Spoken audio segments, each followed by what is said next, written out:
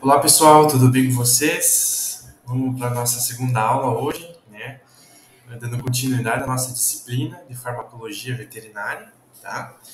Então o assunto de hoje, né, nessa segunda aula, né, então vamos falar um pouquinho de farmacodinâmica e farmacocinética, né?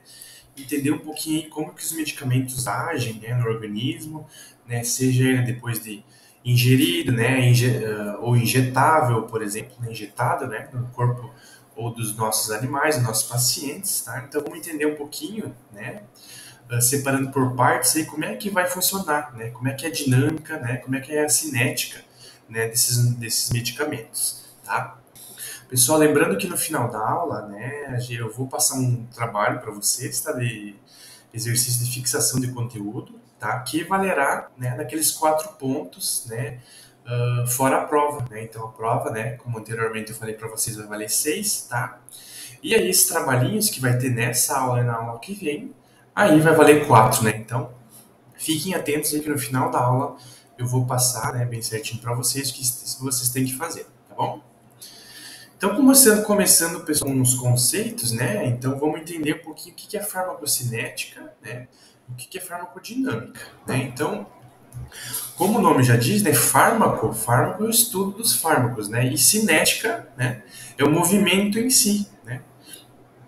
É uma cinética, né? Um movimento, né? Do movimento, seja ela de uma substância química, né? Seja ela de um medicamento, seja de um fármaco específico, tá? Então, basicamente, né, é o estudo dessa cinética no interior do organismo vivo, né, de como que ele faz esse movimento, por exemplo, até ser absorvido e até muitas vezes excretado, né? Então é todo o processo de cinética, né, desse movimento que é aí dado a um certo medicamento, por exemplo, tá?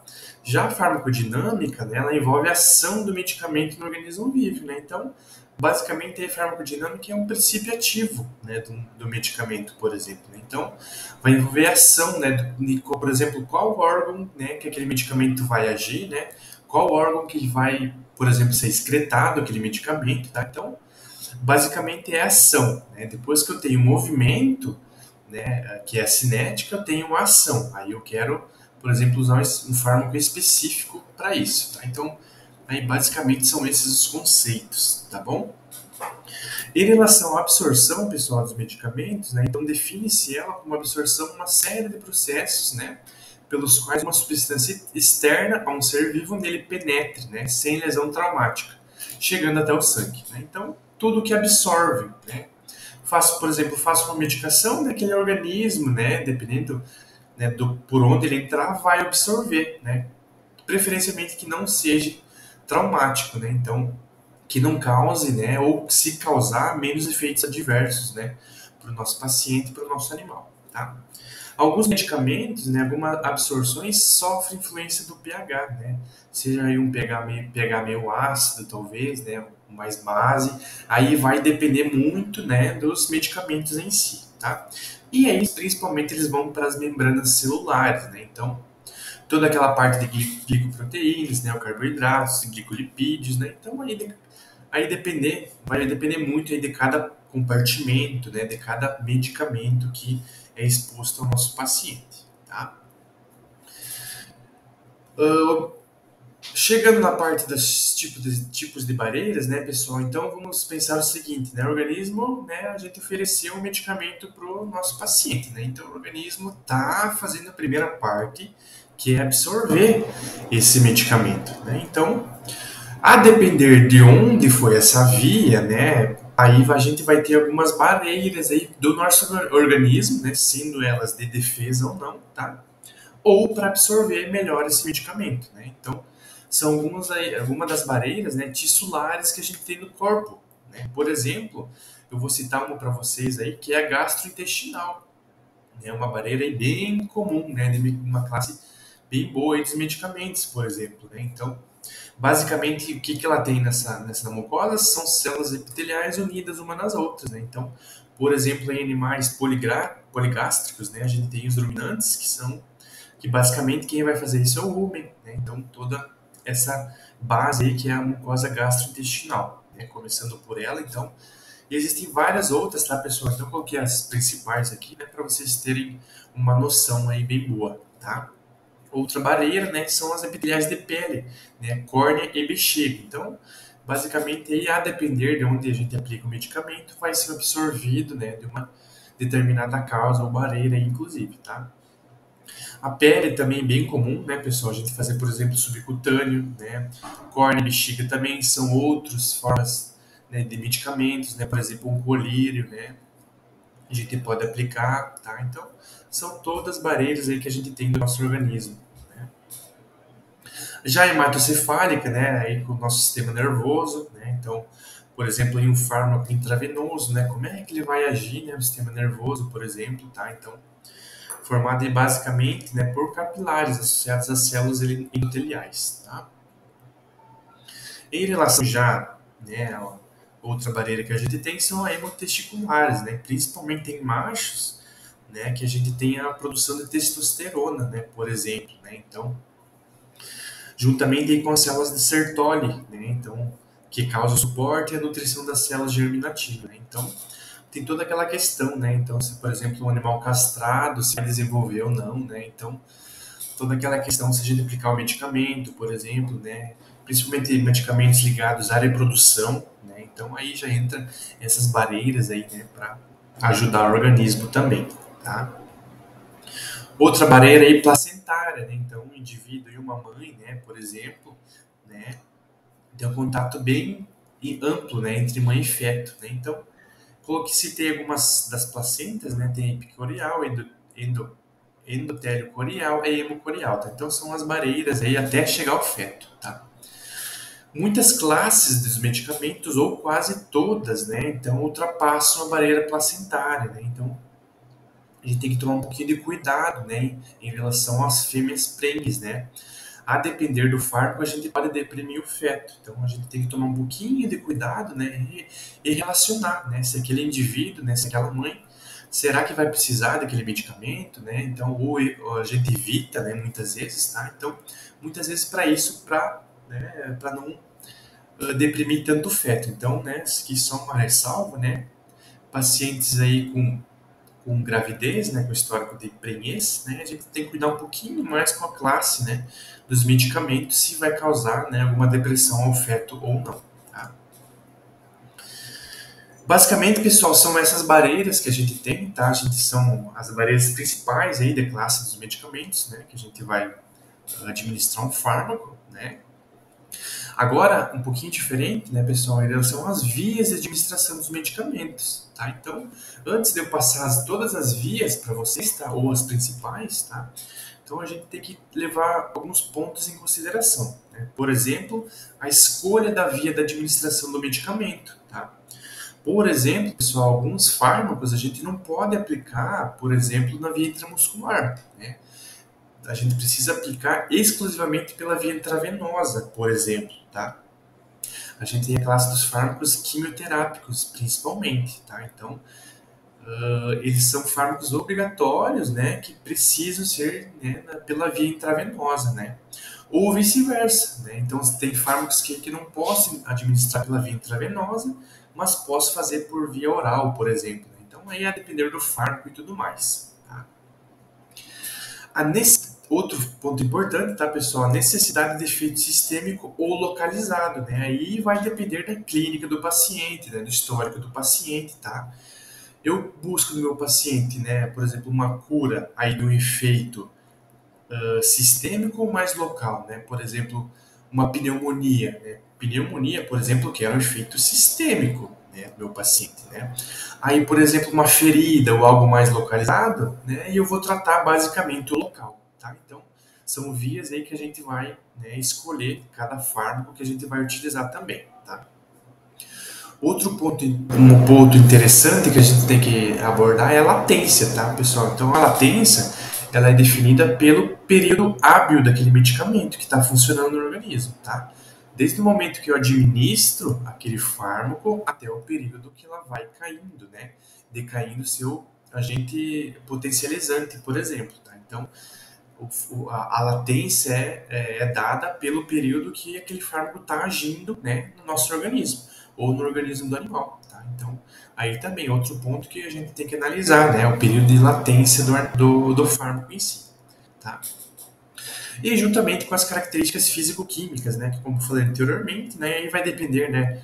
Da via de administração, da composição química, né? Por exemplo, né? Então, por exemplo, se usar um fármaco só de via oral, né? Então, obrigatoriamente, né? Aquele provavelmente aí vai ser um comprimido, né? Vai ser uma cápsula, uma drágia, né? Um tablete, né? Então, aí a depender, né, da característica físico-química do nosso medicamento em si, tá?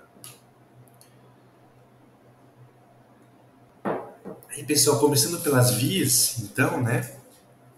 Começando pela uma das mais clássicas aí que eu vou falar para vocês, que é a digestiva, né? Então, para um fármaco ter a disponibilidade de agir nessa via, basicamente eles vão ser em suspensões, né, comprimidos, cápsulas ou tabletes, tá? Então, suspensões líquidas, né, a gente pode utilizar, né, comprimidos, né, cápsulas e tabletes já são mais a forma física, né? Então, as formas de comprimidos mesmo, tá? Então, aí a depender, né, da via, então a gente pode utilizar essa forma, tá? Então, aí o intestino delgado, né, vai ser o principal local de absorção, né, dos medicamentos, tá? E os animais poligástricos, né, basicamente é o rumen, né, tirando aí a classe dos monogástricos, né, basicamente os poligástricos no rumen vai acontecer essa absorção e depois, né, toda a distribuição do medicamento em si no organismo, tá?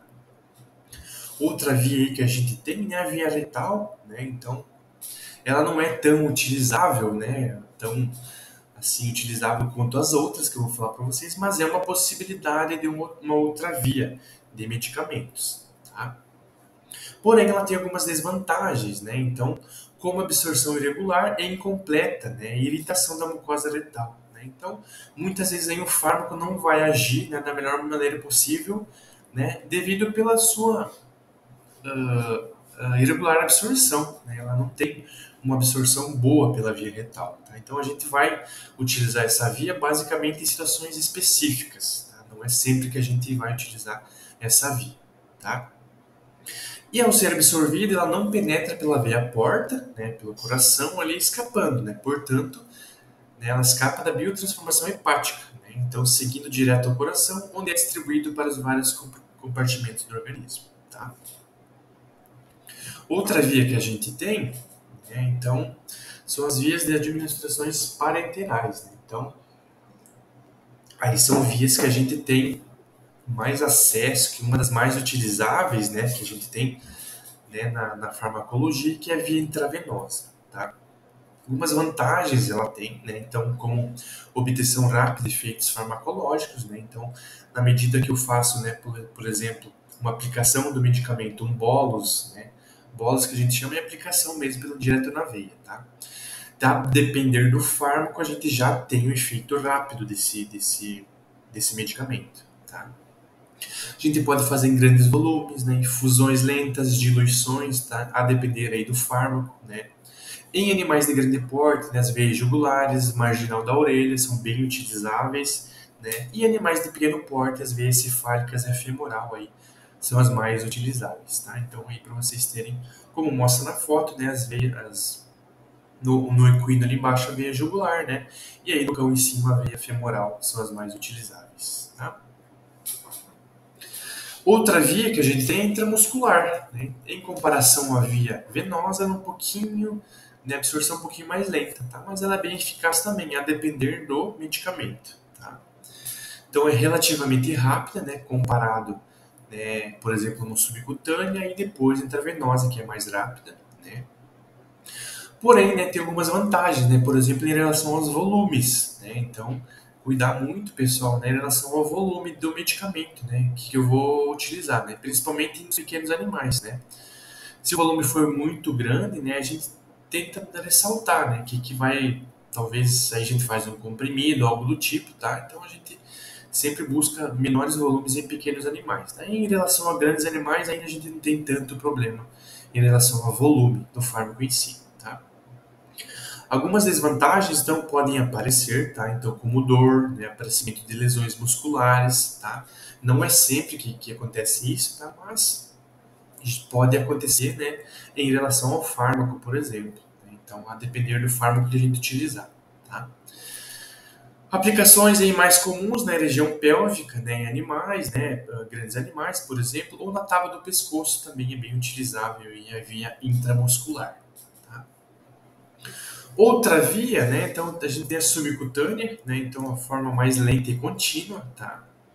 Algumas desvantagens ela tem como sensibilizações e dores nas aplicações, tá? Então, a depender do fármaco também, né, ela tem uma absorção mais lenta, né? Então, a gente tem outra forma de utilizar os medicamentos, tá? Bem comum também. Pessoal, coloquei outras vias aqui parenterais, tá? Não são tão utilizáveis, né, quanto as outras vias, mas elas existem também, né? E elas são mais específicas, né, para determinada situação, né?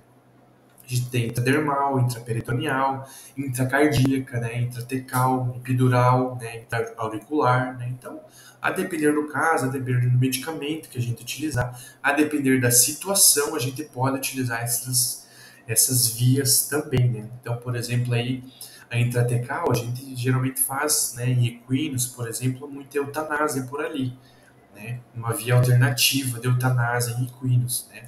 Ou coletar líquor, né, em pequenos animais, em grandes animais também, é tudo pela via intratecal, né? Líquor aí para análise, por exemplo, tá? Já a epidural visando uma analgesia, né? Uma cirurgia aí, por exemplo, de coluna pélvica, né? Então facilita bastante, né? A analgesia de um animal, por exemplo, tá? Então são outras vias aí que a gente tem à nossa disposição, tá? Pessoal, vimos as vias, né, de administração, vimos farmacodinâmica, farmacocinética, né? Vimos as barreiras aí que o organismo tem nos nossos animais, tá? E agora a gente vai para mais um conceito que existe, tá? Que é a biodisponibilidade dos medicamentos, tá? Então, basicamente, né, ela mede a quantidade do medicamento contido em determinada forma farmacêutica, que, ao ser administrada ao organismo vivo, atinge de forma inalterada a circulação sanguínea, tá? Então, é o tempo de concentração farmacológica, basicamente, tá? Então, eu tenho a biodisponibilidade desses medicamentos, tá? Então, quando esse fármaco, né, apresenta aí um pico, né, máximo de farmacológico, a gente fala que ele entra, né, na janela terapêutica, né? Então, essa janela terapêutica é o tempo hábil do fármaco no organismo. Então, isso entra bastante no conceito de biodisponibilidade dos medicamentos, tá? Em relação à distribuição dos medicamentos, né, então, aí, após a absorção, né, o medicamento pode ficar sob a forma livre no sangue, ligar-se às proteínas plasmáticas ou então ser sequestrado para o depósito nos organismos, né? Então, quando a gente, por exemplo, dá um comprimido, né, para o paciente, né, primeiramente ele vai para o nosso estômago, né, ou nos animais, né?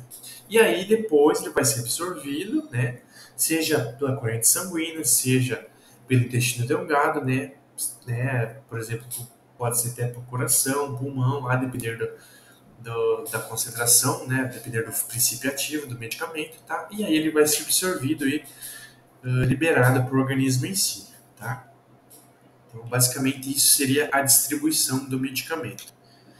Já em relação, né, a volume aparente e meia-vida de eliminação, né, vamos pensar que ele já está fazendo efeito, porém, né, a depender do fármaco, a depender da potência do fármaco, ele já está entrando em um processo que a gente chama de meia-vida, né, que é o tempo necessário para que a concentração plasmática se reduza à metade, né? Então, por exemplo, que aquele fármaco saia da janela terapêutica e vai caindo o efeito dele pela metade, tá? Quando esse efeito cai pela metade, a gente fala que esse medicamento entrou aí na meia-vida, né? Então, basicamente a meia-vida, né, fazendo o resumo, é basicamente aí o fármaco em si perdendo efeito gradativamente, tá? Eu coloquei também a fórmula, né, pessoal? Então, basicamente, a fórmula aí dos medicamentos, né, aquela que vocês já sabem, né, provavelmente já sabem, né, que é o peso, né, do nosso animal, né, vezes, né, a dose dividido pela concentração, né? Então, basicamente, o VD é o volume, né, dessa distribuição, né, igual a dose administrada, seja ela miligramas, microgramas, tá? dividido pela concentração, seja ela miligramas, seja em gramas, né, microgramas, tá? A depender aí do fármaco em si que a gente utilizar, tá? Outro ponto importante, né, pessoal, a excreção de medicamentos, né?